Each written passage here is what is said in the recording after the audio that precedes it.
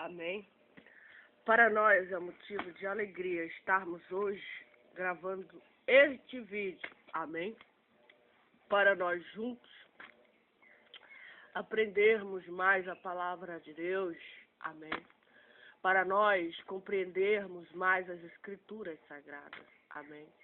E nós, quando compreendermos a palavra do Senhor, quando nós entendermos, formos abençoados por Deus, quando nós formos tocados pelo Senhor, pelo seu Santo Espírito, porque a palavra de Deus é a coisa que mais Deus ama, é a sua palavra, porque são os seus mandamentos, são os seus estatutos, são suas leis, são histórias que aconteceram no passado, que aconteceram, estão acontecendo e vão acontecer no futuro. Amém?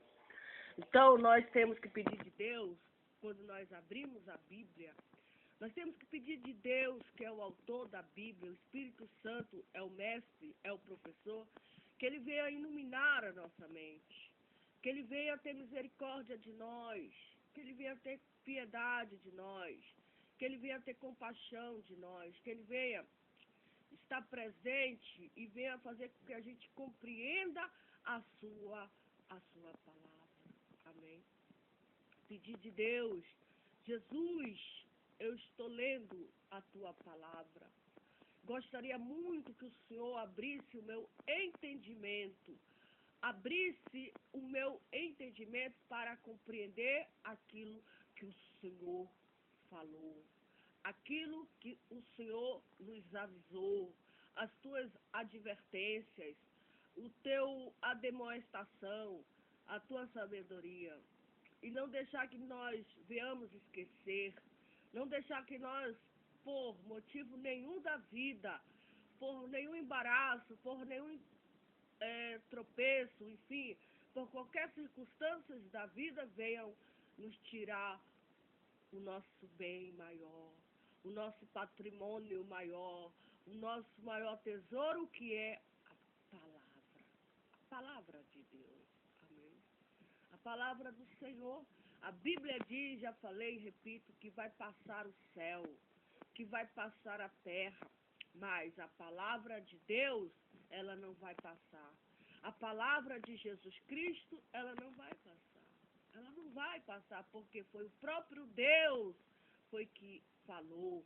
E tudo que Deus falou, tudo que Deus predisse, tudo que Deus avisou, enfim, vai acontecer, porque foi o próprio Deus que falou. O Deus criador dos céus, da terra e do mar. Esse Deus, ele não mente. Ele só fala a verdade. Por isso que logo no início dos seus discursos, diante daquele povo, daquelas multidões, ele dizia: em verdade vos digo. 2 vezes verdade. Por quê? Porque ele só fala a verdade. Amém? Ele não mente. Ele não mente jamais. Por isso nós devemos confiar nele, depositar toda a nossa confiança nele, porque ele não mente. É só uma questão de tempo. Uma questão de tempo. Só uma questão de tempo. Amém? Então, em segunda epístola do apóstolo Paulo aos Tessalonicenses, na segunda epístola do apóstolo Paulo, no capítulo 2 em diante, o apóstolo Paulo, servo do Deus Altíssimo, escolhido por Deus para ser um vaso de Deus, para pregar aos gentios, para pregar ao mundo a palavra do Senhor e fazer igreja, levantar igrejas, e levantou igrejas em nome de Jesus, fundamentos, foram mais de 7 igrejas. O apóstolo Paulo, missionário, ele andou pela Europa, pela Roma, pela Itália. Se a gente lermos o livro de Atos, a gente vê as suas caminhadas, a sua história, ele está dizendo atos dos apóstolos, os atos dos verdadeiros apóstolos de Deus, que tem um livro somente contando a história deles, a pregação do Evangelho, sem a ausência de Jesus, sem a presença de Jesus. Jesus já tinha subido ao céu, Jesus já estava lá no céu, sentado à destra de Deus o Pai, e os apóstolos estavam só eles, com o Espírito de Deus, o Espírito Santo, junto com aquelas mulheres, junto com aqueles milhares de pessoas, fazendo o quê? Ensinando a palavra de Deus, pregando Jesus Cristo no meio de perseguições, no meio de adversários que não criam, que não acreditavam, que não, enfim. Mas eles falaram do amor de Deus. A mesma coisa hoje nós também. Nós falamos da misericórdia de Jesus, nós falamos da piedade de Deus, nós falamos a palavra de Deus, amém? E o apóstolo Paulo fala-nos que a vinda de Cristo, ela será precedida de manifestações do anticristo. Anticristo é um homem que ele é, já está dizendo a palavra anticristo, ele é contrário a Cristo. Ele é anti, tudo aquilo que Jesus deixou na Bíblia, ele vai combater.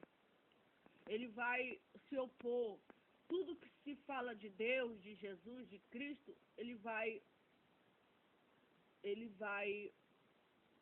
combater, ele vai perseguir. Ele é um anticristo, ante aos ensinamentos de Cristo, ante a doutrina de Cristo. Ele é contrário, ele é opositor, ele é adversário.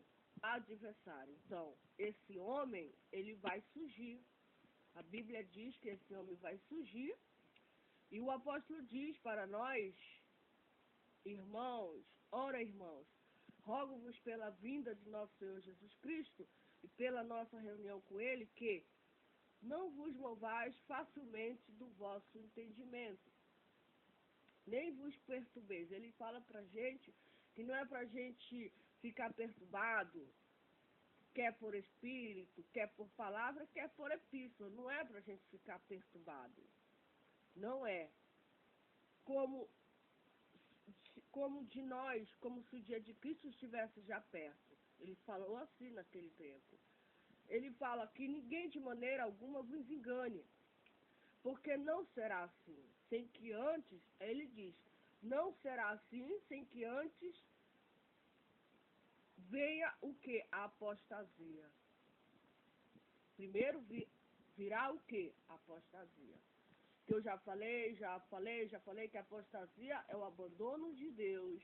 A apostasia é o desvio de Deus. São pessoas que serviam a Deus. São pessoas que eram cheias do Espírito Santo de Deus. São pessoas que amavam Deus, que adoravam, mas elas esqueceram de Deus. Nós lemos o livro de Jeremias, se nós lermos, estudarmos minuciosamente o livro do profeta Jeremias, ele pregava para um povo de Deus, um povo apóstata. Deus estava falando para um povo que se desviou de Deus, não foi um ano, 2 anos, nem 3 anos, não, foi milhares e milhares de anos. Deus levantou o profeta Jeremias para falar para um povo apostata, para um povo rebelde, para um povo incrédulo, soberbo, um povo que adorava a rainha dos céus. Eles adoravam a rainha dos céus, eles sacrificavam a ela, a outros deuses, faziam bolos, chorava. Deus mostrou tudo para o profeta Jeremias. Deus mostrou a conspiração dos, se eu não me engano, Anatote, aquele povo que conspiravam contra o profeta Jeremias porque não acreditava que a palavra que Jeremias falava vinha da parte de Deus. Eles não acreditavam, eles achavam que Jeremias era um fanático, que Jeremias não era um fanático. Jeremias ouvia Deus falar no ouvido dele e ele transmitia para o povo. Transmitia para o povo o que Deus estava fazendo, estava querendo fazer ali com o povo dele. Um povo apostata. Se nós estudarmos o Antigo Testamento, sabemos que o povo de Deus, após a morte de Moisés, a morte de Josué, depois da morte do rei Davi, após a morte do profeta Samuel, enfim, depois da morte de todos os profetas de Deus, Salomão também apostatou, o rei Salomão. A Bíblia diz que na velhice dele, ele apostatou, ele adorou outros deuses, ele amou muitas mulheres e ele se apostatou. O que ele fez foi uma apostasia. Ele se desviou da aliança de Deus, do concerto de Deus, e aí o que acontece? Deus se ira contra ele. A ira de Deus vem contra ele, Deus levanta um adversário contra ele, e aí a gente observa o que ocorre. Então, o apóstolo Paulo disse que antes vem a apostasia. Então, a apostasia, ou seja, o desvio dos estatutos de Deus, o desvio dos mandamentos de Deus, o desvio do Deus Todo-Poderoso, Deus Santo, do Deus de Jesus Cristo, acontecerá. Infelizmente, é uma tristeza. Nós pensamos, meu Deus, haverá apostasia. Meu Deus, haverá o esquecimento. Meu Deus, o pecado vai aumentar na terra. Meu Deus, tem misericórdia de nós. A idolatria, a feitiçaria, a macumbaria, a violência. Se nós observarmos, estudarmos, o povo do tempo de Jeremias era um povo terrível, terrível, terrível, povo de Deus. Eles cometeram pecados maiores do que os ímpios, povo de Deus. Foram todos retribuídos, foram todos recompensados por Deus. Só não mataram Jeremias porque Deus não permitiu, porque Deus... Mas Jeremias sofreu, e sofreu muito, por levar a mensagem de Deus. Ele sofreu em nome de Deus. Ele sofreu por causa da mensagem divina de Deus. Mas Deus falou para Jeremias, Jeremias, não temas, eu estou contigo.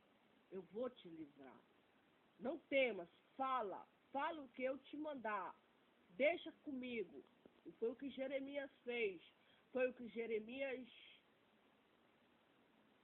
praticou ali na terra de Jerusalém. No meio ali, se nós lermos, estudarmos o livro de Jeremias, Jeremias dizia, olha, o mal virá do norte, Deus vai enviar Nabucodonosor, o rei da Babilônia, vai sitiar Jerusalém, vocês vão ser, se vocês não se renderem a Nabucodonosor, vocês vão ser mortos, vocês têm que se render ao rei da Babilônia, porque é vindo da parte de Deus essa sentença. Deus levantou Nabucodonosor, ele vai dominar essa terra, porque vocês não adoram a Deus, vocês se desviaram, vocês adoram a Rainha dos Céus, vocês fazem sacrifício à Rainha dos Céus, vocês oferecem bolo, vocês são idólatras, vocês são devotos, vocês queimam incenso em cima da casa de vocês. Deus tem visto tudo isso aí, Deus tem observado toda a idolatria de vocês. Vocês fazem fogos para a Rainha do Céu. Vocês têm que se arrepender, vocês têm que voltar ao Deus da Bíblia, ao Deus de Moisés, ao Deus de Israel. E eles não queriam. Teve muitos que se arrependeram, e aos que se arrependeram, Deus disse, vocês vão ser levados cativos para Babilônia, vocês vão ficar 70 anos lá. Depois dos 70 anos eu vou visitar vocês, eu vou abençoar vocês, vocês vão frutificar.